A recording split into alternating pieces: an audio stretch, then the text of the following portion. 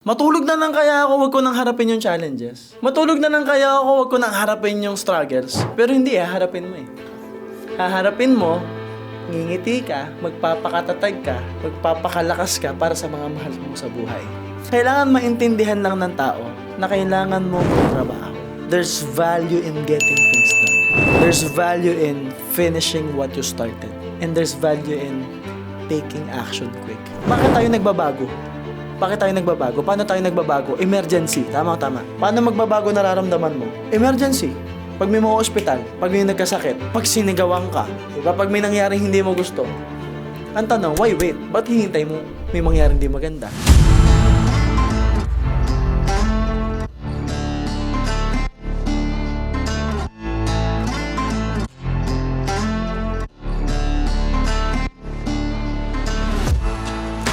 Yes, good day to you guys and welcome to another episode of Principles by MJ Lopez. Now, this time the episode is different because this is a little bit of MJ Lopez Classified. Because here, we're gonna talk about the behind-the-scenes success stories of hyper-successful entrepreneurs. Alam naman natin sa social media, napakaraming mapagpanggap, napakaraming influencers, gurus, mentor, na nagtuturo ng negosyo, wala namang negosyo. Na nagtuturo paano kaya yaman, hindi naman talaga mayaman. But what if we can meet people who are not yet, kasi feeling ko magva-vlog to soon, but who are not yet in social media, pero, sobrang yaman. I'm sure we're gonna learn a lot from this person because I have a very special guest. This person is extremely inspirational, guys, kasi he owns multiple businesses. He had his fair share of challenges and struggles.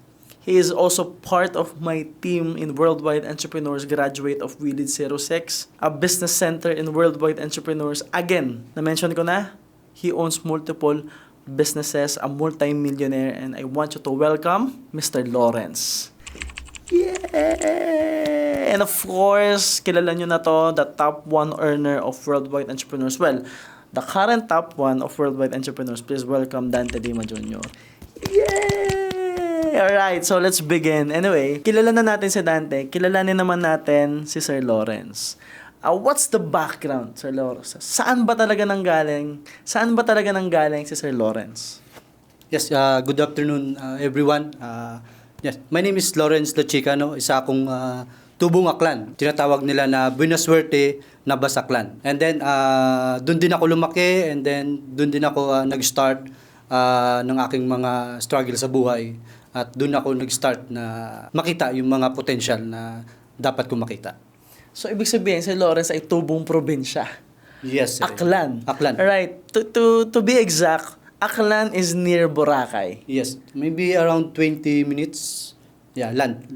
By land. So tumira ka sa Boracay ng matagal? Tumira ako Boracay since 2016 until 2023. Oh. So lately lang. Alright, so can you give us a bit of the struggles and the challenges na pinagdaanan ni Lawrence bago siya naging successful? Ayun, before isa talaga akong naglalako ng ice buko sa Boracay. Yun yung pinakaunang trabaho na nasubukan ko. Ilang taon ka nito, sir? Siguro mga grade 6 eh. Oh, okay. Sige. So, and then siguro maraming trabaho din akong pinasukan bukod doon. Nag-construction worker din ako. Naranasan ko rin mag-security guard. So, after noon, mas marami pa akong challenges na kinaharap. So, bago ako nakakuha ng medyo magandang trabaho.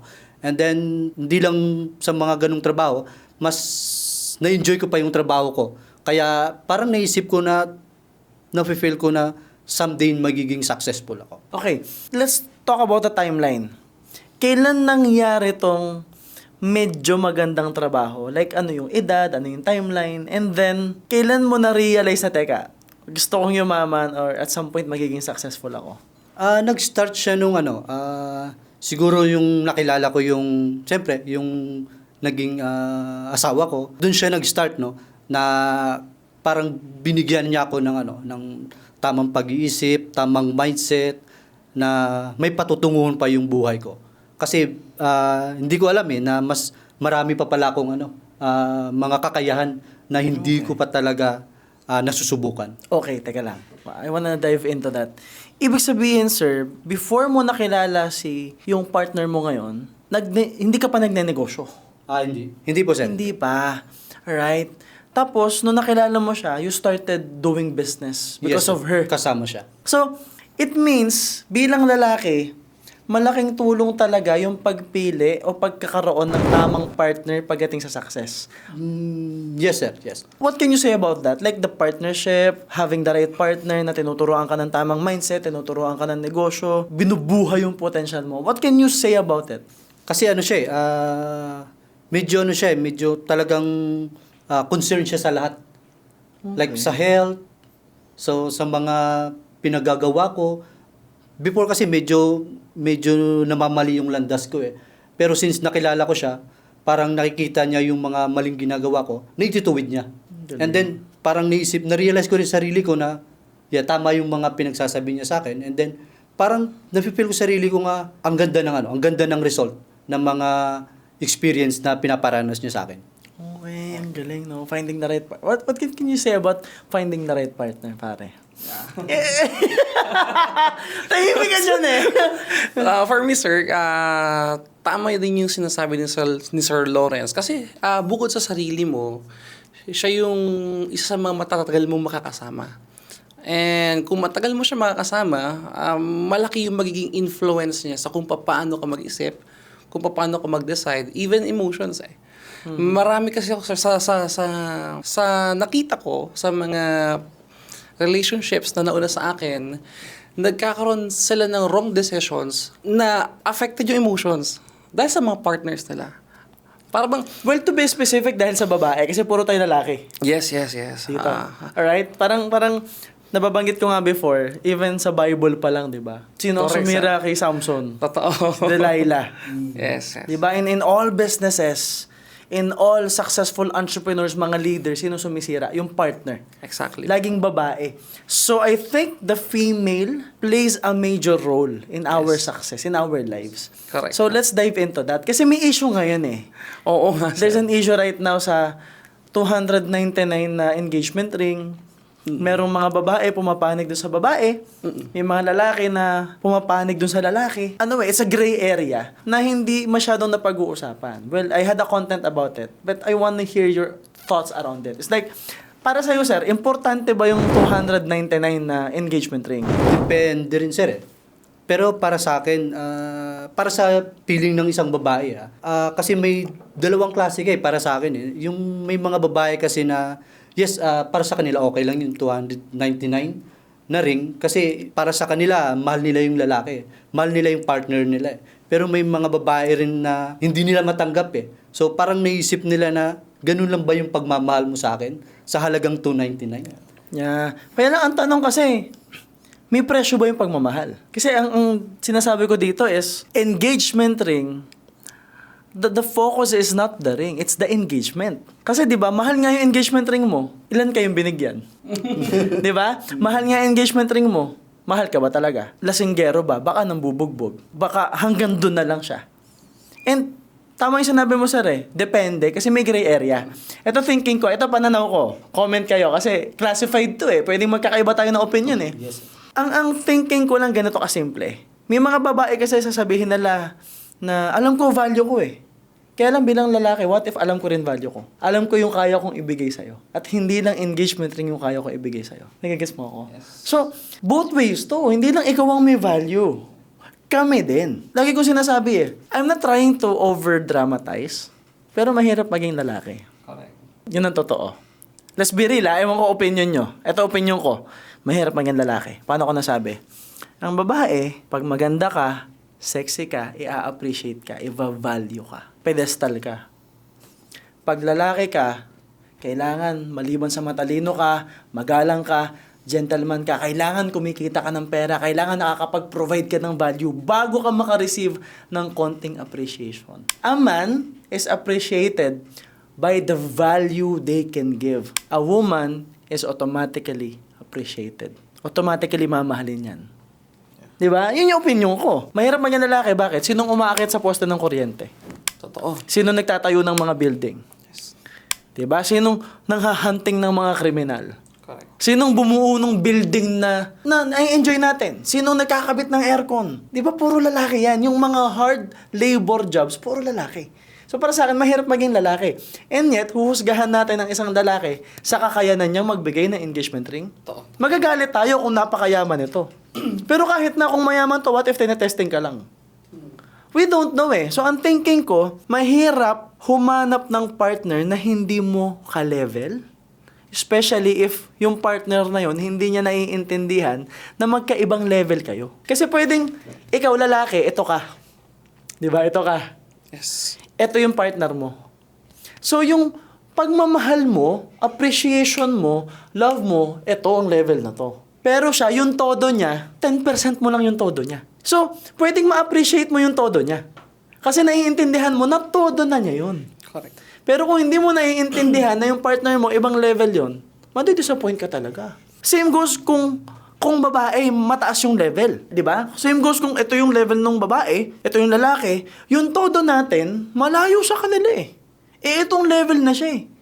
Pero meron kasing mga tao, babae, lalaki yan, pag mahal na mahal, willing silang iangat yung partner nila. Yes, tama. So what's your opinion on this? Ano yung masasabi niyo doon? Para sa akin, no, siyempre, para sa isang lalaki at saka, siyempre, may partner din ako na malayo din yung agwat namin. So, sabihin natin na nandito siya or nasa middle ako, pero tinatry namin na i-balance yung mga bagay-bagay na hindi pagkakaintindihan, yung mga bagay-bagay na dapat naming i-adjust, lalo na medyo magkaiba kami ng culture. So, doon nasusukat yung pagkalalaki natin na dapat intindihin natin yung partner natin kung ano man yung mga medyo pagkakamali or yung mga hindi natin naintindihan sa kanila na dapat nating i-adjust. So, nasa atin yun eh. So, parang nagbibigay tayo ng lakas din sa babae na para intindihin din tayo. Like, for example, ako kasi minsan hindi kami nagkakaintindihan sa mga, especially sa language. Well, language, yeah. Oo. So, can you give the audience an idea? Ano yung difference sa language? Anong nasyon itong partner mo? Siya Taiwanese eh. So, okay. Chinese, basically. Taiwanese. Taiwanese Pure talaga. Taiwanese ako. So, sa akin, mahirap adjustin yung culture nila. Ikukumpara sa atin. Sa kanila, malayo. Mahirap. So, especially sa diet, sa religion, o kahit sa mga activities, napakalayo. So, bilang lalaki, siyempre mahal ko. Tsaka, kaya mong ibigay yung mga adjustment na kaya mong ibigay para maging okay kayo. Para yung relation nyo, yung build ng relation nyo is natatag. So, magkakaroon ng balance sa buhay nyo. Okay. Kaya, para sa akin, tama yung sinabi nyo, sir, no, na talagang lahat tayo may value. Hindi natin masasabi na yung isang tao, mataas yung value, yung isa, mababa. So, sabihin natin mababa ka, yung partner mo mataas, pero try mo pa rin. Try mo abutin yung value ng isang tao na kaya mo namang abutin. Saan nabibuild yun eh? Correct.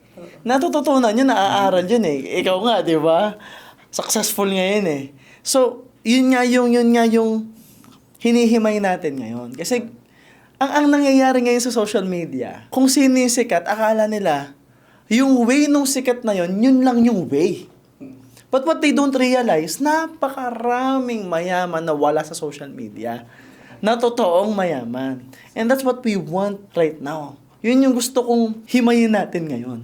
Yung psychology ni Lawrence. Yes. How he think, how he behaves. Paano siya nakarating dyan. So, ibig sabihin, ako naniniwala, Sir Lawrence, no? Yes, nakatulong yung partner mo talaga. Kasi inangat ka niya, tumaas yung standard mo. Pero hindi naman kasi yung ganun kadali eh. Hindi porket okay yung partner mo, aangat ka na eh. At some point, meron kang kailangan ayusin sa sarili mo. Diba? It's a decision, it's your mindset. Kasi balikan natin, dati ka pa nagne-negosyo. Diba? Yung buko. 16 pa lang. Oo nga, 16. Diba? So, bata pa lang, nagne-negosyo na, may idea na. So, nung tinulungan siya, mabilis na pick up. What can you say about it? Do you think yung past experience niya na challenges nakatulong din sa buhay niya ngayon? Yes, sir. Sobrang laki talaga. And ito yung, ang tingin ko, sir, based sa kwento ni Bro Lawrence is, noong 16 pa lang, nagnenegosyo na siya. Imagine, from Aklan to Boracay. Siguro ngayon, 20 minutes ang by land. Pero siguro, ang tagal siguro dati. At 16 years old, makakapunta ka sa Boracay. Yeah. yung challenge ng 16 years old. Yung iba nga 20s, 30s hindi pa makapunta ng Boracay. Hindi magawa ng paraan. Ang tingin ko dun, sir, na-attract niya yung tamang tao. Natap niya yung tamang tao. So, binigyan ni universe itong tamang tao para mas makuha niya yung pinapangarap-pangarap niya talaga. Good point, Good point. Yung ganun, sir. Kasi hindi siya tumigil eh. Hindi, tama yung sinasabi ni Sir Lawrence. So, may value siya Correct. May value tayo, nagkataon lang na siguro sa finances, hindi balance Exactly. Pero may iba siyang value. Yes. May iba siyang kayang iambag, like tapang, like masculinity, like challenges, like pagbibigay. Correct. Ano sa tingin mo yung qualities na meron ka na nagdala sa'yo kung nasan ka ngayon? Like, paano magiging successful? Ano yung qualities na kailangan ng isang tao para maging successful? Para sa'yo? Para sa akin, siyempre, dapat sabayan natin ng lakas ng loob, tiwala sa sarili. Siyempre, hindi mawawala dun yung talagang pagiging agresibo. Like, kaya mong harapin lahat ng mga problems, lahat ng mga binabato sa iyo na masasama. So, dapat, kaya mo siyang saluhin Okay. Saluhin mo siya, pero na hindi ka masyadong tatamaan. Kasi yung iba, mahirap Like, pag binitawan ng isang tao ng masamang salita laban sa'yo, parang nadadown ka na Parang isip mo, parang wala ka ng chance. How do you handle it pag ikaw? Halimbawa, sa'yo, may nagsalita ng hindi maganda. How do you handle it? Pero ako kasi, ugali ko na yung ini-ignore ko yung mga taong ganun Yung mga salitang ganun So, yun na yung nagiging ugali ko. Kahit anong sabihin man nila kung ano-ano man dyan, tagus lang sa akin. Si Lawrence ba ganyan na dati? Or na-develop lang siya? Na-develop siya nung past years lang So, ibig sabihin, lahat tayo tinatalban ng masasakit na salita. Except, you can develop a certain level of character na, teka lang, wala na, lampas na lang. So, it is something that you can also develop. Paano na-develop ni Lawrence to? Siyempre, sa tulong din ng partner ko, palagi niya akong ginaguide Palagi niya akong tinutulungan, palagi niya akong pinagsasabihan na ganito, ganun. Kailangan mo maging matatag sa mga bagay, ng mga problems na dumarating sa buhay mo. Kasi hindi habang buhay magiging mahinang tao ka Hindi habang buhay gusto mong i-down yung sarili mo.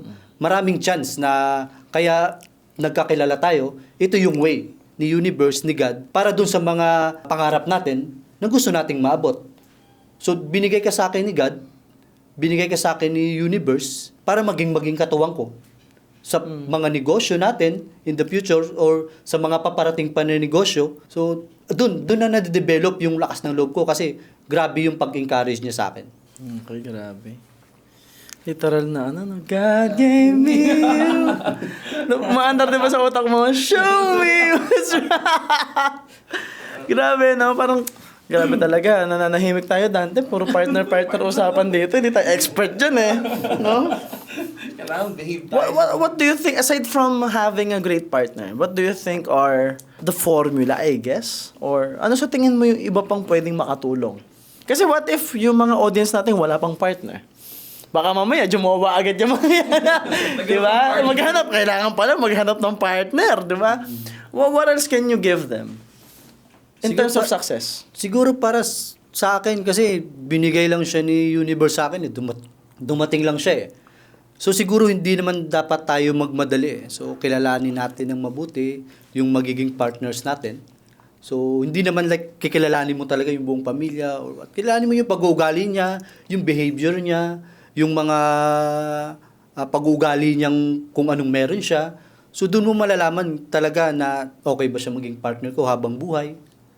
Kasi may mga iba nagmamadali, nakita niya maganda, okay na to. Hindi ganoon Iba yung feeling Pag naramdaman mong andun yung pagmamahal, andun yung tibok na nararamdaman mo, mafe-feel mo talaga siya. Okay. Sir, Ikaw, what's your ano? Para sa akin, maybe you sir, have a question then. Sige, tuloy. based sa observation ko kay Bro Lawrence, kasi bago pa ako mapunta kay Wee is magkakilala na kami, isa sa mga quality na talagang ina-admire ko, saludo ko sa kanya, is yung humility. Kasi ngayon ko lang nalaman na nag-book of vendor siya. Yung iba talagang ayaw na mag-umpisa. Ayaw na mag-umpisa sa panibagong industriya. Kumbaga parang okay na ako dito. Okay na ako dito. Kumbaga dito na ako nakakaramdam ng winning moment Parang ganon. So siya, ang na-observe ko sa kanya, yung pagiging humility niya na mag-umpisa ng panibago. So Yeah. willing siya mag-fail, willing siya mag-start, willing siya makinig. Yeah. Kasi nakasama ko siya sa acupuncture, sa natural medicine. So ang layo ng background niya, sa past niya, sa ngayon. And isa pang napansin ko sa kanya is multi-millionaire siya Pero willing ulit siyang mag-join sa ganitong community para matuto pa ulit. Actually, yun nga yung isa pang next question ko Yeah. So it's like nabanggit kanina ni Sir Lawrence na agresibo. Obvious sa action niya yun Kasi hindi niyo napansin ko the humility to start over. Yes. The humility to listen. Yes. The humility to learn, 'di ba? It's all in him So what made you decide to start another venture? What made you decide to join us in Worldwide Entrepreneurs? Nag-decide ako nag-start sa Worldwide Entrepreneur nung nakilala ko si Bro Dante. So, hindi naman talaga kami totally like mag-close before So, parang may nag-push lang talaga na i-chat ko siya or puntahan ko siya dun sa dati niyang pinagtatrabahuan. So, doon na nag-start yung relationship namin bilang magkaibigan. So, in-invite niya ako sa Wii. So, wala akong idea kung ano yung si Worldwide Entrepreneur, no? Kasi hindi ko naman industry yun Napakalayo. So wala talaga akong maisip-isip kung ano siya. Pero nag-stop ako After ko mag-join, nag-stop ako ng 1 year. So iniisip ko, sayang. Kung pinatuloy ko siya, malamang nakasabay na ako, siguro naging mas milyonaryo pa ako. Yeah. Pero ganun May purpose. May purpose May purpose talaga kung bakit ako bumalik dito kay Wii. So, yung purpose siguro nun is, eto na, napakaganda ng community. Talagang dito mo ma-experience yung mga hindi mo na-experience sa labas. Dito mo ma-experience yung mga bagay-bagay na marami palang nagmamahal sa'yo. Yes. Yeah, sabihin natin, nandyan yung family. Of course, talagang na-appreciate natin yun na mahal tayo ng mga family natin. Pero yung pagmamahal na galing sa labas, sa ibang tao, hindi ko masyadong naramdaman yun Kaya yung journey ko sa pagiging success, wala man lang akong suporta sa ibang tao. Yeah. So, ako lang mag-isa at yung partner ko. So, naisip ko before na kaya ko mag-isa. So, paano na ngayon? May pinasukan pa akong magandang community. Yes. So, ayun yung pinaka masayang nangyari sa akin nung nag-join ako. Na-feel ko yung pakiramdam na alam ko sa sarili ko na mailalabas pa ako. Bilang isang negosyante, Yes. may matutunan pa ako. Yeah. At mas maraming knowledge pa akong matutunan na nanggaling po sa inyo, Sir MJ. Yes, of course. Kasi nung nakita ko yung mga videos nyo, so parang nabuhayan ako Sabi ko, negosyante ako pero wala akong ganitong ability. Wala akong ganitong abilidad na ay, ganito pala yun, ganito pala dapat negosyo, ganito pala dapat humawak ng pera, ganito pala dapat patakbuhin yung negosyo. So wala ako nun, magnegosyo lang ako, nasa sarili ko. Pero, siyempre, maganda naman yung takbo niya, pero mas ngayon nararamdaman ko na mas gaganda pa. Yes. Sa tulong ni Worldwide Entrepreneur. Of course, grabe. Daming learning. Kaya, Yeah. saludo. How's the Willid experience? Yung Willid, ayun Kasi yun yung nababanggit mo yung how's the experience? Yung Willid 06, yun yung talagang nagpukaw sa akin Nagpukaw kung sino talaga si Lawrence La Chica So yung dating mahiyain na hindi nagsasalita, napapansin nyo naman, di ba? Yes. Sa office ako, nakaupo lang, nakatunga ka, nakikinig. Pero pagdating dun sa loob ng community ng Willid, napukaw ako parang iniisip ko na grabe, ang dami pa palang opportunity na mangyayari sa akin, sa buhay ko. Ang dami pa akong makukuhang magagandang blessing. Napakagandang impact sa akin ng Willid 06. Yung confident ko sa pagsasalita ngayon, dito sa harap ninyo, parang lumalakas na eh. Yes. Yung confident ko, hindi ako ganito dati Kaya nakikita mo naman yung FB ko, wala kang makikitang mga post ko, hindi ako nagpo-post ng kung ano-ano. Kung ano lang yung makita ko, yun lang. Pero ngayon, parang naglalakas yung loob ko na ipakita sa mga tao. Siguro ito na yung tamang time na siguro ako naman yung humataw. Yes. Pakita sa kanila kung ano yung mga kakayahan ko na hindi nila ina-appreciate noon. Nakakatawa. You have to know that this place, mabigat ang pressure dito eh. Kasi yung mga pumupunta dito, especially followers, parang nandito yung magic nangyayari sa opisinang to eh. Tapos papasok sila. Pagpasok pa lang dito, nangangatal na grabe, nasa studio na ako, nasa MJ. Totoo Parang yan. iba na eh. Di ba? Pero nung nag-start kasi si Sir Lawrence, alam mo yung milyonaryong magaling sa pera. Correct. Pero di talaga nagsasalita. Totoo. Alam mo yun, naghihintay ako na ilabas na yung leadership. Pero grabe, Willie, lumabas talaga yung leadership. Ngayon, kasama natin dito. Sinamahan pa tayo mag-golf. Salamat pala, sir, kasi grabe. Guys, Lawrence, binergenan ako sa pag-golf. First time, like, pinakaunang palo ko, pinakaunang hole ko, nako, kanina ko na-experience, nakakatawa. It's a great experience actually. Iba eh. Kasi hit ko yun eh. Sabi ko, ayoko dito, maboboring ako dito, ang tagal laruin. Nung nandun ako, nagigigil na ako. Okay pala to. Sarap pala. Sarap sa pakiramdam eh. Yeah. So knowing that, it's the reason you join, you wanna grow more. Nakikita mo na mas mag-grow pa because of the community. Yes. At nabanggit mo rin kanina na, yung support. May kasabihan ako doon. May kasabihan doon eh. Bilang leader, bilang lalaki and bilang leader, meron tayong gising na pag gising mo, gusto mo na lang umiyak. Tapos gusto mong, matulog na lang kaya ako, wag ko nang harapin yung challenges. Matulog na lang kaya ako, wag ko nang harapin yung struggles. Pero hindi harapin mo eh. Haharapin mo, ngingiti ka, magpapakatatag ka, magpapakalakas ka para sa mga mahal mo sa buhay. Kasi alam natin sa sarili natin na kapag tayo yung nakita nilang mahina, apektado silang lahat eh. So we wanna give them happiness kahit ang kapalit nun yung happiness natin. Diba? We wanna bring them peace. Kahit yung peace na yun, kailangan natin paghirapan. Bilang leaders. At ang nakakatawa, because of the community that we have, hindi na ganun eh. Kasi there's peace in what we do. Imagine mo yung business natin, banding natin kanina, golf. Tapos tingin tayo ng relo. Tapos ngayon nagpa-podcast tayo. Ito na yung business natin. Ito na yung mastermind. Kasama lang sila. Kasama lang yung audience. Yun yung nakakatawa, having a community. Now, talking about community, sir. Talking about the past life and the community. Alam naman natin, paglabas natin, yes, may supporters tayo from social media. Pero may haters din tayo. And sa life, ganun din eh. Kahit wala kang social media, kahit hindi ka sikat, kahit hindi ka nagpa-podcast like this, hindi ka nagpa-vlog, napag-usapan natin kanina, ramdam mo may nag-hate sa'yo eh. Yes, tama. Diba? Ramdam mo, like, yun yung nag-hold back sa marami. So what can you say about it? Na, dapat ba hayaan nating ma-hold back tayo ng mga hate? Kasi ramdam mo eh, pag may nainggit sa'yo. Totoo, sir.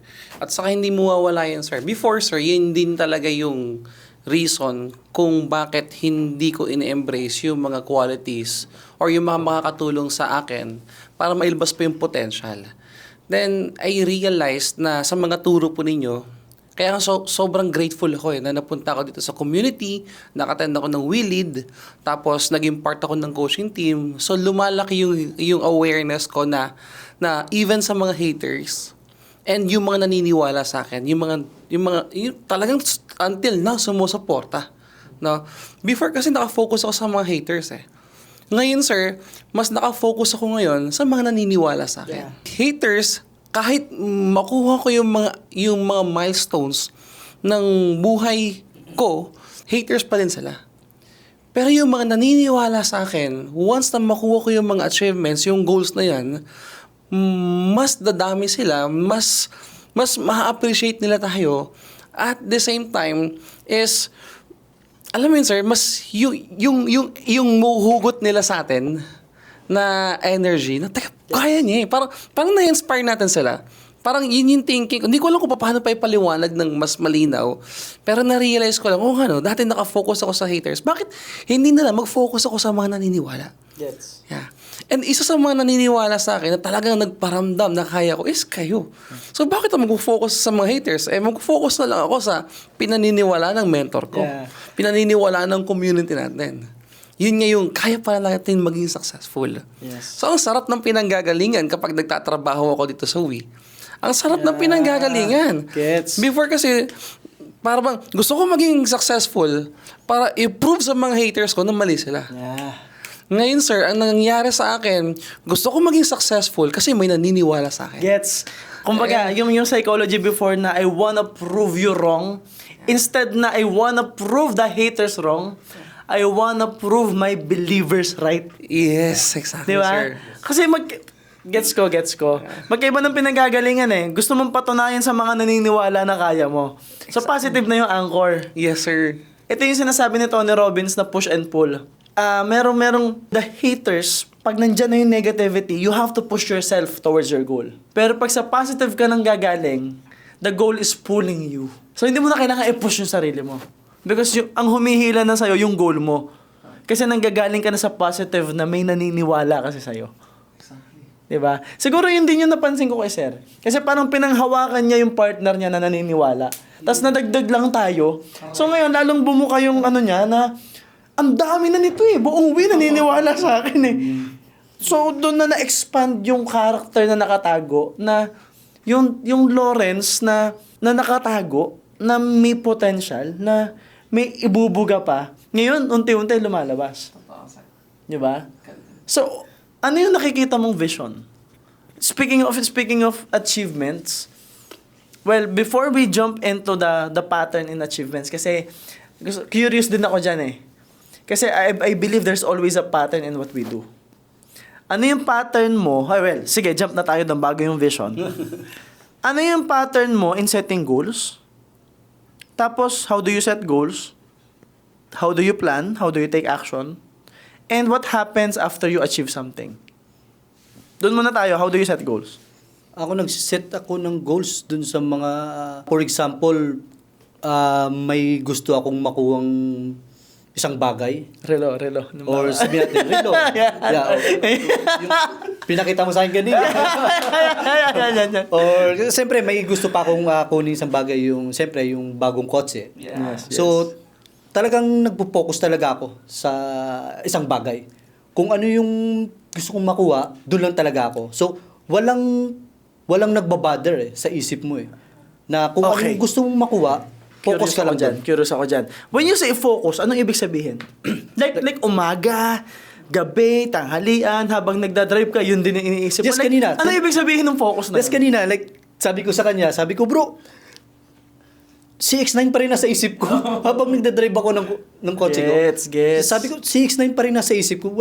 Kasi parang ang sarap niya i-drive eh. So may goals ako na everyday kong iniisip, kahit sa partner ko, sinasabi ko, na parang ang sarap i-drive ng bagong kotse na yun. So parang everyday, so yun yung lakas ko para magtrabaho. Yun yung lakas ko para trabahuhin yung mga negosyo ko. Gets. So yun din yung lakas ko para makuha yung gusto kong makuha. Kasi iba yung pakiramdam eh. Na pag may goals ka na gustong kunin, parang yung feeling mo sa sarili mo, yung napakalakas mo, immortal. Oo, immortal ka eh. Like talagang gusto mong umataw, gusto mong magtrabaho.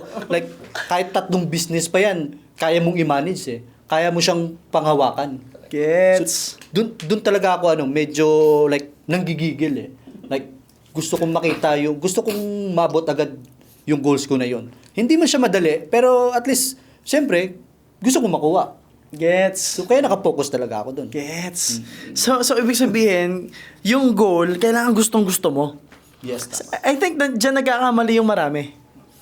Parang nagsaset ng goal base sa gusto ng iba. Totoo po. Diba? Oo nga eh. Si Sir talaga kahit anong, Sir, maganda tong ganito. Hindi, si X9 talaga eh. Talagang, ito yung gusto ko. And that's yun yung pinakamahalaga dun eh. Kasi goal mo yon, dapat na-excite ka. Ang galing na sinabi mo doon, no? Yung tipong, Pag may challenge, hindi, may goal ako eh. Correct. Pag nadidistract, hindi, may goal ako eh. Pag napagod ako, ito yung goal ko eh. Kasi ganun din ako, sir. Siguro yun yung similarities natin. Pinag-uusapan nga namin ni Alvin kanina. Di ba bilang lalaki, especially nung kabataan natin, tapos na tayo dito. Pero di ba, pag meron kang babaeng gustong-gusto, nakukuha mo eh. Yung talagang paghihirapan mo, pagtsatsagaan mo eh. Di ba kasi gustong-gusto mo. Pinagpapantasyahan mo, ini-imagine mo, ano gagawin mo, pinaplano mo lahat, yung date, isusuot mo. Think about it. What if gawin mo yun sa goals mo? Yung tipong pantasya mo yung goals mo. Sabi ko nga kay Alvin kanina, yung tipong nalilibugan ka dun sa kotse mo. Yung ganong feeling, yung nagagets mo ako, it's like, nakahain ka, iniisip mo yung kotse. Mananaginip ka kotse. Instagram mo, hindi babae, kotse. Di ba? Ginugoogle mo kotse, nire-research mo kotse. Nire-research mo yung puwet ng kotse. Ganon. Yun nga kanina, di ba? Like, pinapakita mo sa akin yung relo, di ba? Medyo, sabi ko, parang mas maganda yung kotse dito, ha? Gets. Pero, sa akin, ano eh, Parang ano siya, parang gusto ko to, pero ito muna. oo. Ganon. So, dun yung ano ko eh, dun ako nakatutok eh. Gets. Kaya medyo like, tinitingnan ko yung, okay, maganda. Ang thinking ko nga ganito, ang thinking ko nga, suot mo yung relo, nakahawak sa manibela. But yeah, so it's a goal na sobrang exciting sa'yo. Na, the moment you fantasize about it, you think about it, ano siya, no? Parang immortal. Oh, that's one formula. Dapat gustong-gusto mo yung goal. How do you plan about it? Since lagi mo siyang iniisip, paano tumatakbo yung utak ni Lawrence pag pinaplano na niyang makuha yung kotse, for example? Ako, lagi lang nasa isip ko yung ano eh, yung kumita lang eh. Kumita ng, siyempre, pera. Para makuha yung gusto kong makuha. Pero, ayun, iniisip ko rin, siyempre, iniisip ko rin yung health ko. Okay. Hindi rin kasi, ibig sabihin na kayod ako ng kayod, trabaho ko ng trabaho, na hindi ko iniisip yung health ko. Ando na yung yung health ko. Parang ginucombine ko na siya eh. So, lagi kong iniisip yung mga bagay-bagay na gusto ko mapabilis. Gets. Gusto ko mapabilis na makuha yon. Gets, okay. So, talking about mapabilis, in your experience, ano yung mga nakakatulong mapabilis, pero sa tingin ng ibang tao, hindi nakakatulong? Di ba? Example, yung workout. Akala ng marami, ewan ko feeling ko pareho tayo. Akala ng marami yung workout abala. Pero sa akin, nakakatulong yun para mapabilis mo makuha yung goal mo.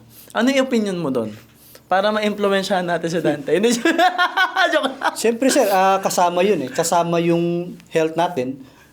Kasama yun sa pag-set natin ng goals. Kasi hindi mo makuha yung goals na gusto mo kung bagsak yung katawan mo. Hindi ka makakatrabaho kung bagsak yung katawan mo. Tama talaga. So, dapat andun yun din yung concern sa sarili mo.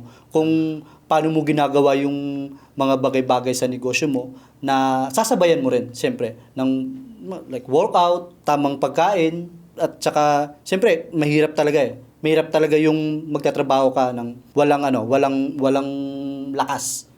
Gets. So, meron tayong mga tinatawag diyan na mga supplement eh. Alam mo yun, like parang kusa na lang lumalakas yung katawan mo kasi iniisip mo yung goals mo eh. So parang yung naging vitamins mo sa katawan mo na talagang pag gusto mo, makukuha mo. So automatic siya eh, lumalakas ka eh. Gets. Speaking of supplements, guys. Yung goals mo, yung dreams mo, sabi nga ni Sir Lawrence here, yan yung vitamins ng utak at puso mo. Wow. Pero yung katawan mo, kailangan din yan ng vitamins and minerals. Diyan napapasok si Worldwide Entrepreneurs. Moringa products, available yan kay Sir Lawrence because Sir Lawrence here is our business center. Pag-uusapan pa namin kung ano yung area niya, pero the products are available in Aklan, in Boracay because of him. And nasa Manila rin to. And pag-uusapan pa natin sa mga susunod na episode natin kung saan ba talaga pepwesto si Sir Lawrence. But yeah, we will put the link in the description anywhere so you can contact the page here that they are managing so you can buy the products from Sir Lawrence. And maybe you can connect with him because they are building a team right now. And of course, ako rin naman yung nagme-mentor sa kanila. Ibig sabihin, pag sumama kayo sa team nila, mamimit nyo rin ako. There's a chance, actually. Sobrang busy, but there's a chance, alright? Kasi si Sir Lawrence, who would have thought makakasama ko siya dito? I think si Sir Lawrence here yung, pinakabago na nakasama sa podcast. Yes po, tama. Kasi, one, business center. Two, Willid 06. Three is the energy he provides in the office. Kasi siya yung humble, pero alam mo yung humble na may dating? Kasi merong may hambog na may dating eh. Di ba may ganun na ang yabang sa office eh. Wala namang pera eh, di ba? Hambog walang dating. Di ba? May ganun na, di ba? Yabang matutulis ng uso eh. Pero Sir Lawrence here, very humble. Alam mo yun, pero may dating na leadership. Maybe that is why na-attract itong pangyayaring to. Kasi nga, again, grabe na virgin na ako na Sir Sagol. Hindi ko talaga makalimutan. Hindi ko makalimutan yung unang hole. Yung unang drive. Sabi ko, grabe pala yung golf na yan. Lintik na golf na yan. Well, a part of me is, ayoko mag-golf kasi feeling ko ma-addict ako. Tapos sa kotse, sabi ko, Alvin, research ka nga ng isang set. Sabi ko, hindi, marami pa tayong project, bibili pa tayong camera, pero research mo saan tayo bibili. So anyway, talking about that, how you plan about it, iniisip mo lang, rekta, paano kikita ng pera para mabili yon. Yun yung problema sa iba. Napapansin mo gaano kasimple mag-isip yung mayayaman. Di ba, nakasama na kita sa mga event, clients with billionaires, multimillionaires. Pag tinanong mo paano magplano, basta ito, computin mo. Apo, sir. Pero tayo, especially yung mga nagsisimula, naghahanap ng extra super califragilisticexpialidocious explanation kung paano makukuha yung goal at kung paano magplano. Pero ang basic naman magkano yan, magkano kinikita mo, computin mo. Correct. Kung ahente ka, ilan yung kailangan mong ibenta. Kung network marketer ka, ilan yung kailangan mong downline. Kung may multiple business ka, ano yung pwede mong gawin sa mga businesses mo? Marketing, sales, logistics, operations, ano yung pwede mong i-improve sa sarili mo, computin mo yung oras mo, lagyan mo ng structure. Ang simple Pero yung iba, kailangan nila ng app. Kailangan mo ba ng app for that? Totoo, sir. Diba? But when you look at the OGs, like Lawrence, like the clients that we had, Billionaires. notebook. Walang shortcut notebook. Mismo, sir. Diba? Sa papel, nagpaplano. Totoo, sir. Yun nga yung isa sa mga lessons na talagang nare-retain sa akin is yung mga successful na tao, hindi lang about sa kung paano sila mag-isip ng sobrang dami. More on nakafocus sila sa kung paano yung gawin or kung paano matapos yung isang bagay. Tama yung sinasabi mo, sir. Ang daming plano, ang daming ideas, pero walang execution. Tingin ko nga, sir, doon nagkakaroon ng malaking gap sa mga between successful at saka sa mga hindi pa din nakaka-move, nakakahakbang. Yeah. Diba? Parang yung iba gusto magnegosyo. Pero until now, nag-iisip pa din para hindi mag-fail. Nagpaplano pa din. Until now, nagpaplano pa din. Pero, Sir Lawrence na bakbak lang ng bakbak Yeah. Yun nga, sir, no? Yung billionaires, meron siyang sinulat na goal sa, hindi kagandahang papel, nasa wallet. Oo. Yeah. Gusot lang. Gusot lang. Gusot na. Tapos, yung lalagayan niya, isang parang laki. Pag. Binagsak sa amin gano'n, yung mga luma na naka-highlighter. Samantalang iba, sir, na mga nagpaplano, naka-frame pa, naka kung ano-ano pa. Exactly. Nung pinakita nga yung picture ng McLaren, nasa wallet, maliit. Tapos yung McLaren, 3 McLaren nga nakapark.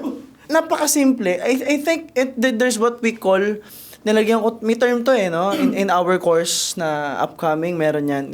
We call it decision fatigue. Napapagod sila sa pagde-decide. Parang tayo, gigising tayong decided, sila nagde-decide pa lang. So imagine mo, ito yung nangyayari. Ito yung nangyayari sa marami. Imagine mo, pagising mo, ano yung goal ko? Ano yung gusto ko? May gusto ba ako? Deserve ko ba? Ang daming tanong kung saan-saan niya sasanga, pati mga past negative experience sasanga.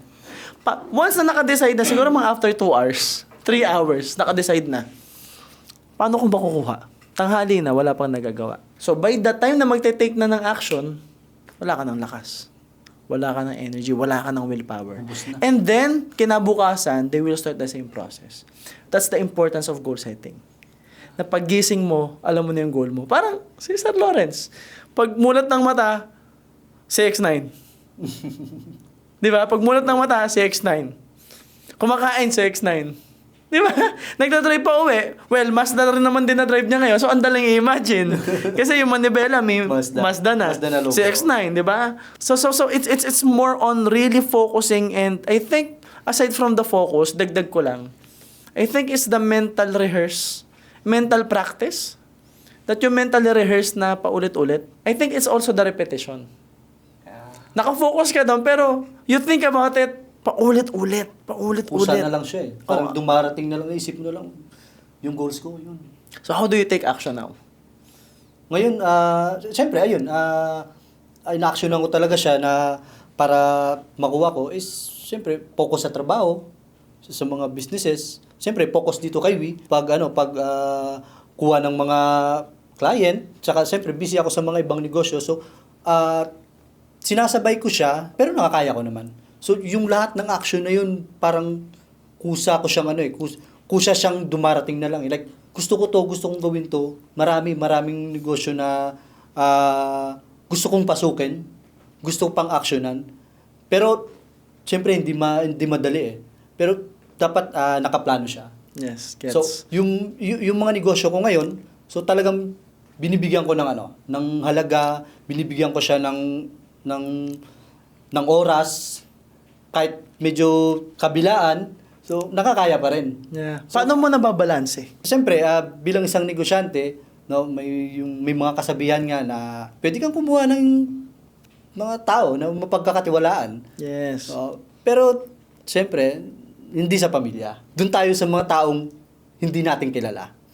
Para mas lalo silang ganahan pa sa Agree pagtrabaho. ako dyan.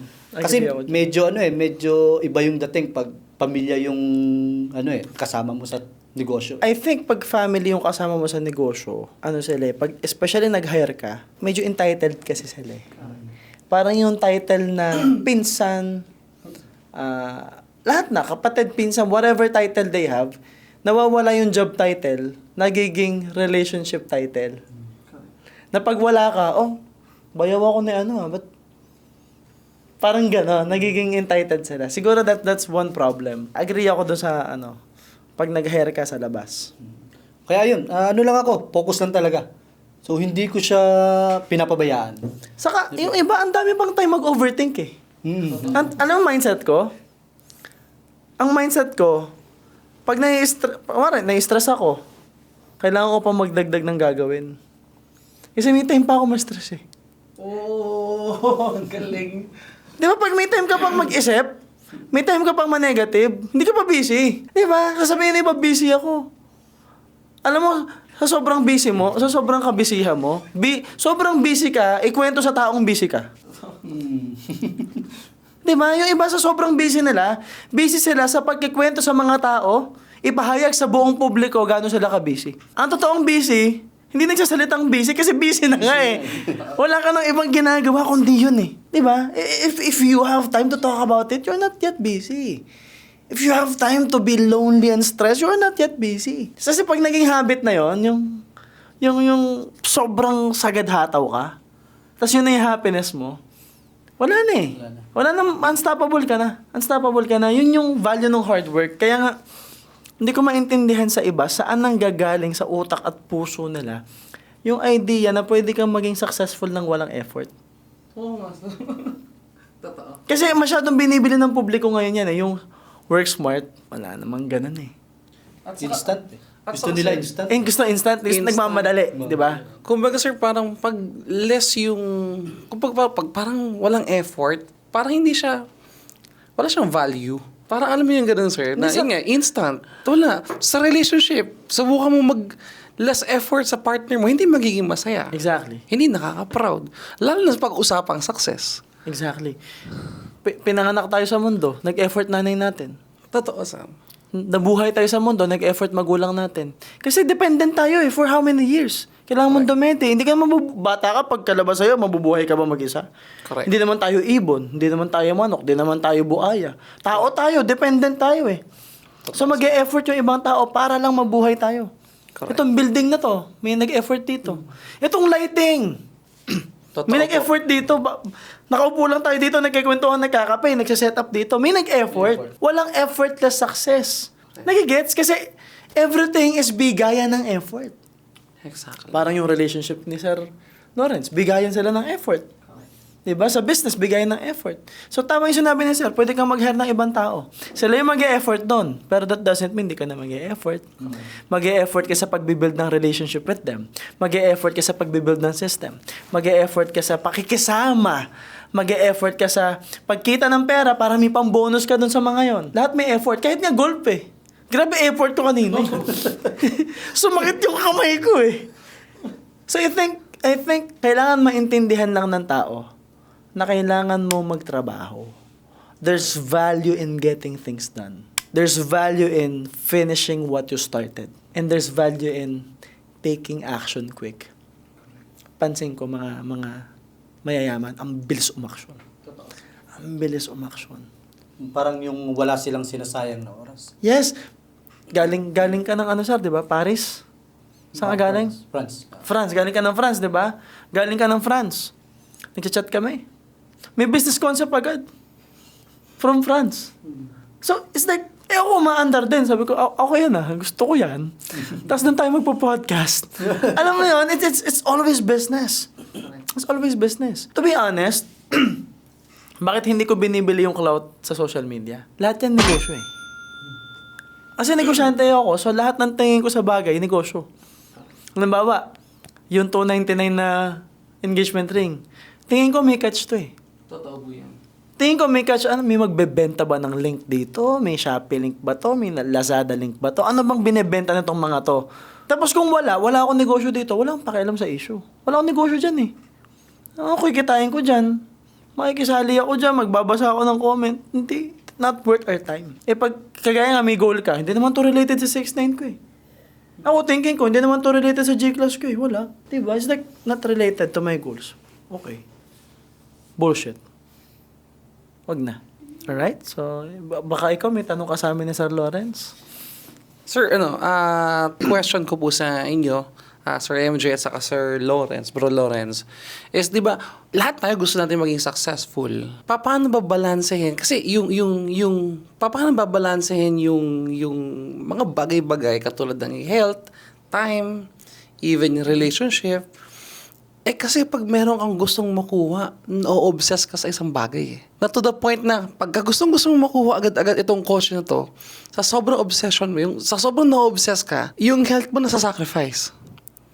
O kaya yung relationship mo with the family, nasa-sacrifice. O kaya naman, even yung sarili mong time para sa sarili mo, nasa-sacrifice. Kasi obsessed ka eh. Paano siya babalansehin? Kasi yun yung sa'yo bro, paano babalansehin yun? You wanna answer muna? Para sa akin, siyempre, napakahaba ng oras, 24 hours yan eh. So, pagdating sa health, sa relation, gising ka maaga, mag-workout ka, 1 hour, 30 minutes, okay na yun. Kasi, yung health natin, hindi naman talaga kailangan ng extreme exercise para maging healthy. Para maging maganda yung hugis ng katawan. May ano din tayo may oras din tayo para dyan eh. Gising ka maaga, 7 a.m. Tapos ka, 8 a.m. Tapos, afternoon, breakfast, trabaho. Pagdating sa, wala naman siguro taong nagtatrabaho ng 24 hours eh. So, para sa akin, madali siyang balansehin. So, Monday to Saturday, posibleng yung araw na yun, lahat yung puro trabaho eh. Siyempre, bigyan mo rin ng kahit isang araw, 2 araw, yung partner mo para, like, sample, linggo, lalabas kayo. Ganun yung ginagawa ko eh, sa amin. Talagang, pagdating sa exercise, binibigyan namin ng oras. Morning exercise, work, afternoon, pag may oras pa natira, workout ulit. Ganun lang naman eh. Ganun yung routine namin everyday. So, pagdating ng Sunday, siyempre, family day talaga. So, doon ko siya, binabalanse. So, mas madali sa akin. Depende rin sa bawat isa eh. Hindi naman lahat ng ng tao, pare-pare yung trabaho. Yeah. So, Exactly. nagdidepende pa rin tayo sa trabaho ng isang tao. Kung may oras sila sa sarili nila, bigyan nila ng oras. Pero kung wala, so dapat nilang isipin or dapat nilang bigyan ng oras Gets. yung sarili nila at yung family nila. Kasi mahirap naman, puro tayo trabaho. Wala tayong oras sa So parang, alam mo yun, mag-iiba yung yung sitwasyon ng buhay mo. May magagalit sa'yo or like magtatampo. So, pangit naman yung gano'n. Yeah. So, para sa akin yun lang. Yun magandang way para sa akin. So, kasi nakakadepende sa akin. Nakakadepende sa sitwasyon. Sundan ko yun. Awareness. Kailangan aware ka. Kasi, the way you ask the question, it's as if yung mga binanggit mo like health, relationship, goals, parang magkakaiba siya, na magkakalayo siya, na magkakalaban siya. Kailangan mo munang maintindihan na yung aspeto ng buhay mo, hindi siya magkakalaban. Kasi kung magkakalaban yan, may mali sa structure mo. May mali. For example, kung magkalaban ang relationship at career mo, nasa maling relationship ka. Ito para sa akin lang. Opinion ko lang. Yung partner mo, kung totoong mahal ka, mahal niya rin yung career mo kasi alam niyang mahal mo yung career mo. Diba? Pangalawa, pag nag-set ka ng goal, relevant dapat sa partner mo. Hindi man relevant, what's in it for them? So, awareness will give you the chance to communicate. Agree ako doon sa sinasabi ni Sir. I-explain ko lang ng siguro mas maiintindihan mo. Example ko na lang, no? Kumakain ka ba araw-araw? Yes. So, normal naman kumakain ka. Gagandahan mo lang yung pagkain. Pipili ka lang. Magiging mindful ka lang sa saan ako kakain, anong kakainin ko, ano yung pwede kong kainin para mas maging healthy ako. Yes. May time ba na pagkagising mo, parang tulala ka lang, wala ka naman ginagawa. Time mo na yun para mag-exercise. And understand na yung exercise, hindi siya kabawasan na time mo sa negosyo mo or sa pagkuha mo ng goal. Dagdag energy sa sayo. To the point that it should be a requirement for you to get your goals faster. Yes. So, hindi siya kalaban. Hindi mo kailangan pabayaan yung sarili mo para sa goal. Actually, kailangan mong palakasin yung sarili mo para sa goal. Yes. Galing. So, it's the awareness that it's all connected. Ngayon, in terms of relationship, okay, dadating sa point minsan, magsasacrifice ka eh. Learn how to negotiate. Diba? Anong klaseng negosyante tayo? Di tayo marunong mag-negotiate. Tama. Oo nga, negosyante, negotiate. Diba? Nagko-close ka ng million-million na deal, di mo ma-close yung deal sa partner mo. Yung partner. Para to sa, ito yung future, ito yung kapalit, ito yung kapalit. Baka pwede. Hataw muna ako sagad. Bawi na lang ako next Sunday. Sasagad tayo ng next Sunday, o next Sunday, o next Sunday. And make sure that if it is Sunday, itodo mo. Yes. When you work, you work. When you play, you play. Kasi advantage ko eh. Example. Sundan ko yung kay Sir. Sa Scarlett, may Sunday kami. May Sunday, banding kami. Pansin ko, since hindi kami lagi nakikita, sobrang close kami. Sobrang close kami. Hindi talaga siya nabitaw. Sa kotse, siya yung nakaupo sa harap. Alam niya na mag-seatbelt, 5 years old. Tapos naka-holding hands kami, as in. Sa biyahe naka-holding hands. Ganyan holding hands. Tapos, hihiga siya dito. Diyan na siya tutulog. Tapos, di ba, baba sa car. Pagbaba, hinahanap ako. Sisigaw na naman yun. Kailangan tatabi ako. So, magdamag yun, ganun. And I make it a point, nagigising ako ng 4 a.m. para mag-workout, mag-meditate, magbasa ng libro. Kasi 7, ihahatid ko siya sa school. Importante sa kanya, ihatid ko siya sa school. I-structure ko talaga yung umaga ko na tapos na akong mag-workout. Unat na ako, ready na ako to work. Pero ihahatid ko muna siya sa school. We call it daddy drop-off. Pagka-drop-off ko, saya-saya na niya. Buo na araw niya noon. Importante sa anak ko, nagising siyang andon ako. So, ang gagawin ko, bago siya magising, tatapusin ko na yung dapat kong tapusin. Nakapag-workout na ako. So, while everyone is sleeping, I'm starting my day. Negosyante ka eh. Tatay ka eh. Leader ka eh. So, you lead everyone. So, ngayon, pagkahatid ko kay Scarlett, nagtatrabaho na ako by 11 a.m. Ang dami ko na natapos. To the point na minsan, 1 p.m. pa lang, tapos na yung trabaho ko buong maghapon. Pwede na ako mag-golf. Oo, pwede na akong gumala. So, anything that I do 1 p.m. onwards is bonus. Yun yung mga meetings ko sa mga leaders, ganyan. Yun yung extra. Like this podcast. This is extra. This is extra time. Okay na ako ngayon eh. Ang trabaho ko talaga ngayon, nilaan ko to kay Lawrence eh, mag-golf. Babanding, build ng relationship. Makilala yung mga leaders ko. Yun lang talaga. Kasi ito, relationship to eh. Sasabihin mo, napapabayaan na yung relationship. Nagbibuild nga tayo ngayon Just, you have to understand muna. Teka, magkakalaban ba talaga yan? O lahat yan connected, kailangan mo lang siya i-structure ng tama. Which is yun yung sinasabi ni Sir. Gising ka lang na maaga, structure mo lang. Basically, structure lang siya. So yung iba, una, binibigyan nila ng maling perspective, maling mindset, maling meaning. Well, in fact, hindi naman dapat magkakalaban yun eh. Kasi sa gulong ng will of life na yan, ikaw naman na nagmamanage yan eh. Will of life mo yan eh. Ikaw yung may hawak. Ikaw yung may hawak nun, gulong mo yun eh. Diba? So yun, how you balance it, you don't call it sacrifice. You call it priorities. Galing. The moment that you use the word sacrifice, ang bigat. Parang medyo, negative. O parang may mawawala sa'yo eh. But priorities is, okay, partner, I'm gonna prioritize this. Kasi pera to eh. Wala tayong pandate. Ito yung future natin, okay lang ba? Prioritize ko to saglit. Okay lang ba? Minsan, pag magkasama tayo, magpo-phone ako kasi may transaction. You communicate.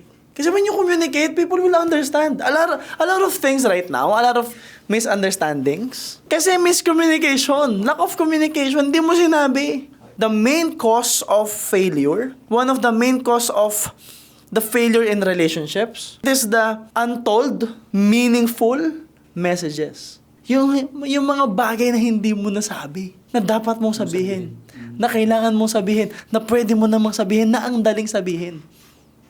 Ano yung main cause of failure? Yung mga bagay na kaya mong gawin, pwede mong gawin, dapat mong gawin, pero di mo ginawa. Ang dahilan bakit ang daming nasisirang relasyon?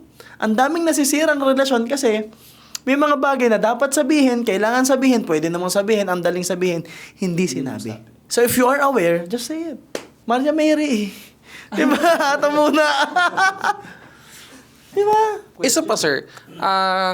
Di ba, sir, naging part kami ng We Lead, Yeah. We Lead Community, Batch 02, si Bro Lawrence, Batch 06. Sobrang daming nangyari. Ang daming na-transform, ang daming nabago, at ang daming nadagdag. Ang question ko, sir, na medyo naiintriga ako. Paano mo naisip na create yung We Lead? Kasi, naggaling na ako sa schools, even sa family. Walang tao nakapag-grade ng ganong 3 days na programa. Naintriga ako, ano yung nag-push? I noticed patterns in how people decide. One of my greatest skill kasi, akala ng tao, ang skill ko talaga, magaling ako magsalita, magaling ako mag-communicate, ang galing mag-talk. But that is not my greatest skill. Ang pinakamagaling kong skill is magaling akong bumasa. Magaling ako sa patterns. It's like, nung tinuturuan ako ni Sir Lawrence kanina mag-golf, kaya nga lagi ko, Sir, ikaw nga.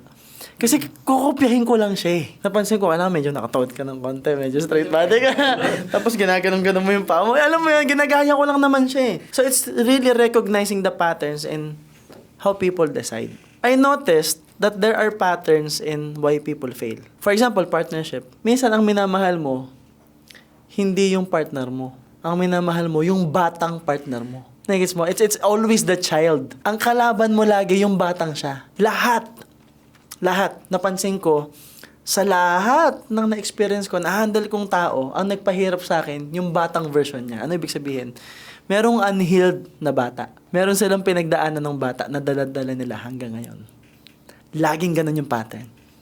It's always recurring ba? So napansin ko, okay, ang pattern, minsan ang nagde-decide, hindi siya consciously. Ang nagde-decide yung paniniwala niya dati pa. Ang tanong, saan ang galing yung paniniwala?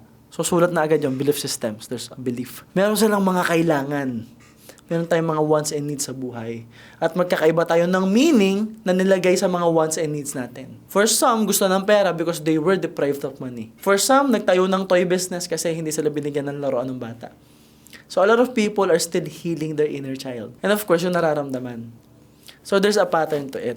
Except, when you grow older, minsan yung formula for decision making hindi mo na makontrol. So ano si We Lead? Ilalagay kita ngayon sa isang mundo, a practice world, na pwede kang magkamali. Na pwede kang maging totoo sa sarili mo. Na parang fresh na fresh, it's a dojo for everyone. where you can practice. So everything is a practice relationship, everything is practice leadership. Kasi nga pwede kang magkamali, pwede mong itry yung hindi mo matatry sa labas. Kasi dito, pag nag-fail ka, laban ulit. Sa Willid, pag nag-fail ka, laban ulit. Real talking ka pero laban ulit. Sa labas, hindi eh. Pag nag-fail ka, yari ka, may bayad na yun eh. May cost yun eh. May cost yun, may sugat yun eh. May effect yun sa tao sa paligid mo. Unlike Willid, kahit magkamali ka, mamahalin ka. I will subject them to everything happening in the world. Except, structured siya. So, lahat ng nangyayari sa labas, nangyayari sa Willid ng mabilis. Diba? May taong involved, may exercises, may activities, time-bound, iba't ibang tao involved, may bata, may matanda, iba't ibang ugali, makikisama ka. So, yung pwede mong ma-experience ng 30 years, pa-experience ko sa'yo ng one day, bugbog. So, ngayon, sa one day experience na yun, babalik lahat yun. Babalik lahat nung simula dati. Yung how you react dati, how you behave, how you interact, how you think, the pattern of everything lalabas. Eh ngayon may exercises. Pagdating mo ng gabi, nare-realize mo, ito pala ako. Galing, no? Ito pala ako. Tapos kinabukasan, i-confront na natin. Because now, you are ready to transform. Kasi pagod ka na eh. Malaman yung kasagutan. Oh, gusto mo nang malaman eh. Curious ka na eh. Kasi itong formula na to, yung nangyari ng one day, nangyayari yan sa labas, gaano katagal bago mangyari yan? Bakit tayo nagbabago? Paano tayo nagbabago? Emergency. Tama. Paano magbabago nararamdaman mo? Emergency. Pag may mga ospital, pag may nagkasakit, pag sinigawan ka, diba? Pag may nangyaring hindi mo gusto, ang tanong, why wait? Ba't hihintay mo may mangyaring hindi maganda? What if may mangyaring hindi maganda pero hindi sobrang bigat, walang impact sa'yo? Pero unti-unting nangyayari sa'yo, unti-unti kang pinapatay. Para kang palakang nasa mainit na tubig. Na kumukulo na yung tubig, hindi ka na makatalon ngayon. Ano ginawa ko sa Willid? Pina-experience ko yon. Wala kang choice ngayon kundi magbago. Kasi nandun na yung lahat ng formula, yung buong, Day 2, confrontation na. Sino ka talaga? Willing ka ba magbago? Gusto mo magbago? Hindi ka pa man nagsasawa na ganyan ka. Doon sila mariril talk. Hanggang sa haharapin nila yung problema na ayaw nilang harapin in real life. And they have to confront it themselves. And I'm using NLP patterns, Neuro-Linguistic Programming, Neuro-Associative Conditioning, na ginagamit din ni Tony Robbins. Kasi siya, in just 2-3 days, nakakapag-transform din eh. Kung kaya niya, kaya ko din. So 2 days transformed, may exercises, punong-puno ka na ng pagmamahal. Day 3, you are ready to give. What they don't realize in Willid is, Day 3, kaya siya abundance. Kasi sobrang abundance mo na ng pagmamahal. Ikaw na kaya yung nagbibigay. Yes. Yung mga students, akala mo nag-receive ka doon sa Willid. Nung Day 3, hindi. Nagbibigay ka na rin. Nagbibigay ka na. Nag-receive, punong-puno ka, nag-receive ka sa iba, nagbibigay ka din. So, yun yung pinakil ng abundance. It's the giving, and not just the giving of money. The giving of everything. Kaya ka na puno. Kasi hindi lang naman pera pwede mong ibigay eh. Pagmamahal, appreciation, gratitude, compassion, leadership, excellence. So yung kabuuan na yun, paglabas mo, pwede pala yun eh. Gawin ko to sa pamilya ko. Ibahagi, no? Ibahagi ko. Mapapansin mo paglabas mo, mas mapagmahal ka. Totoo. Tapos mas mataas pasensya mo. Tapos mas confident ka. Magugulat ka nga pagtingin mo sa salamin, bakit straight body ka? Bakit ang galing mong pumili ng damit ngayon? Bakit lahat ng aspect na, hindi naman kita tinuruan mag-golf, pero nag-improve ka sa golf eh. Hindi naman ako marunong, sa'yo nga ako natuto eh. Hindi kita tinuruan ng skill set doon, pero may na-develop kang skill. Tinuruan ba kayo sa Willid, paano tumayo on stage? Pero tumayo ka. Ganon ka magical, yung nag-transform ka. Na sometimes, hindi mo kailangan ng additional strategy. Kailangan palabasin lang natin yung nag-i-exist sa'yo na nakatago. That's Willid. Tayo lang meron nun eh. Tayo lang meron nun. Kaya ang ganda ng leadership structure natin. Ang tingin ko nga, sir, kasi diba, si Worldwide Entrepreneur is network marketing. Tapos, ang goal natin is bukod sa kumita talaga sila ng kumita, which is doon naman talaga papunta, maka-join sila sa Willid, yung character, grabe yung nabibuild na character. At kagandahan, sir, walang age limit. Yeah. Bata, matanda. Actually, yun yung nakakatawa kasi, mapapansin mo, diverse tayo. May sobrang bata, may mga maiedad, may mga milyonaryo. Merong walang-wala, may milyonaryo, nasa iisang room, lahat sumisigaw ng tama. Di ba? Ngayon, meron akong question sa'yo. Ano yung feeling mo na sandwich ka ngayon sa amin? Ano yung feeling mo ngayon? Kasi, we have the golf experience. Although first time yun, na-experience yun na before. Yeah. But how does it feel now? Siyempre, medyo mabigat yung responsibility mo. Founder ka ng team, tapos top 1 ka ngayon. Diba? Downline mo si Lawrence. Pero, multi-millionaire. Yeah. Tapos, nandito mentor mo, sandwich ka ngayon. How does it feel now? Number one, sir, talaga, simula pa kanina, umaga, na nandun tayo sa golf course, hanggang nandito, sobrang grateful. Kasi dati, minamanifest ko lang na magkaroon ng ganitong community. Dati nga, follower nyo lang po ako eh. Dati nga, tinitingnan ko lang siya sa medical mission eh. Na someday, baka may chance na magkatotoo. Ngayon, dalawa pa kayo. Sinandwich nyo ko is sobrang grateful. Dating minamanifest, dating follower, ngayon kino-coach na. Dating nakatingin lang sa mga medical mission, ngayon magkaibigan na. Magka-business partner pa. Plus, ito yung tingin kong community na, alam mo yun, sir, ito na yung community mo. Kahit hindi pa ako maging successful ng todo, once na magkaroon siya ng reward, si community, kahit wala pa ako masyadong ambag, part ako ng reward. Gets. Para sa akin, sir, yun ang kahalaga ng community. Ito yung pinaka-tinitreasure ko palagi. So, once na maging successful si Lawrence lalo, dami ako. Yeah, exactly. Yeah. Kasi versus na, nandun ka sa isang community na sobrang toxic, kahit hindi ka toxic, matatoxican ka eh. Yeah. Kasi kahit ikaw pinakamabait doon sa toxic na grupo, madadamay ka eh. Yes. Diba? Versus dito, sa community na sobrang ganda, kahit anong mangyari, good reward. So dito sa Wizard, ito yung community na kahit nag-uumpisa ka pa lang, tapos may mga nagiging successful na, damay ka pa din sa reward eh. Yeah. Diba? Damay. So, para sa akin, itong na-sandwich nyo ko, kahit na hindi pa ako sobrang milyonaryo, pero yung mindset ng pagiging milyonaryo, nadadamay na ako. Pagkatapos, pag nag-boom to sa podcast, sure naman ako mag-boom. Damay pangalan ko. Yeah. No, kumbaga parang sobrang grateful na na-position ko at na-manifest ko yung sarili ko dito. Yeah, so, para sa akin, with panalo. Yun yung para sa akin, sir. Saka isa ko nakikita, yung kasama mo ngayon, mga milyonaryong walang bisyo. Exactly, sir. Ang bisyo, golf. Exactly, Sports. sir. Totoo. Diba? Parang kanina, sir, nag-golf. Diba? Kahit hindi ko alam kung paano yung tamang palo, at least na-experience ko maglakad sa golf course. Reward. Grateful. Dati nandun lang ako sa labas ng golf course eh. Tinitingnan ko lang paano feeling ng pumalo? Anong feeling ng naglalakad doon? Diba? So, para sa akin, sobrang grateful. So, yun yung sir. What do you think is the benefit for you? Ano yung nabe-benefit mo? Kasi very important din sa tingin ko lang for the audience, di ba may tinatawag na law of association? Yes, sir. Let's dive into the experience and the feeling. Kasi may pera ka na naman eh. Yes. Pero alam mo ang energy na kasama mo, mga meron din. Exactly, sir. Ano yung sa tingin mong benefit on your side aside from yung mga golf na yan, yung mga ganyan? Growth, sir. Growth.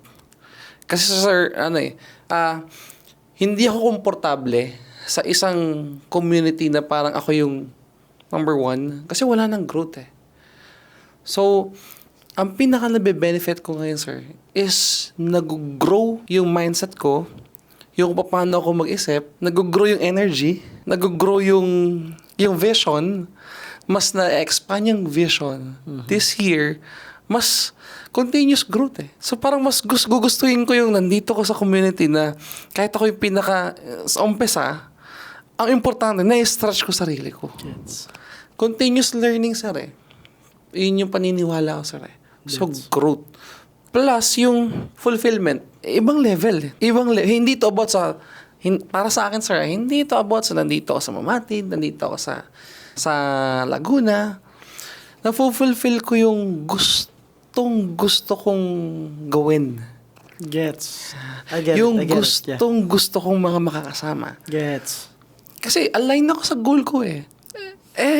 Gusto ko yung goal ko, connected to. Yes, I understand. Ito yung gusto ko maging belong. Dati ko pa sinasabi, sir, gusto ko maging belong. Yeah. So, na-fulfill ako ngayon. Yeah, Diba? gets. Yun yung sa akin, sir. Sige, Talagang, sige. Grabe. Panalo ko ngayon. Panalo. Akala ni Sir MJ, siya yung panalo sa golf. Akala ni Lawrence, siya yung panalo ngayon. Hindi, ako yung pinakapanalo ngayon. Para, yun yung para sa sign ko, sir. Okay, thank you for that. Thank you talaga, sir, sa course. inyo. Sir MJ at saka Bro Lawrence. So, yun, sir.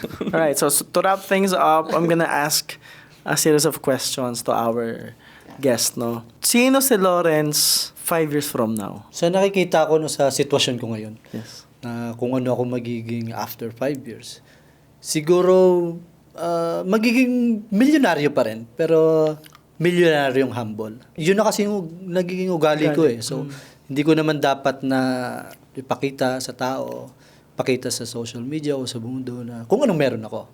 Kasi hindi doon nasusukat eh. Hindi doon nasusukat yung mga bagay-bagay na dapat mong ipakita. Nakikita ko rin after 5 years kung ano ako is siguro kakaibang Lawrence na. Kakaibang Lawrence na nakilala nila noon na same pa rin hanggang ngayon.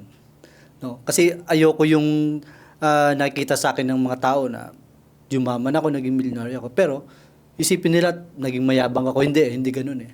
Actually, sa amin, sa probinsya, alam nila yan. Yung mga makakakita ng podcast na to. Alam nila yan kung ano yung mga naitutulong ko sa amin. Kung ano yung mga ginagawa ko or may mga humingi ng tulong sa akin, tumutulong ako. So, hindi ako yung taong nagmamayabang na kung anong meron ako. Kung ano yung nasa isip nila ngayon na ganito, ganun, hindi ganun. Iba. Gets. So, upgraded na Lawrence. Upgraded pero na. yung ugali, humble Ganun pa din. rin. Amazing.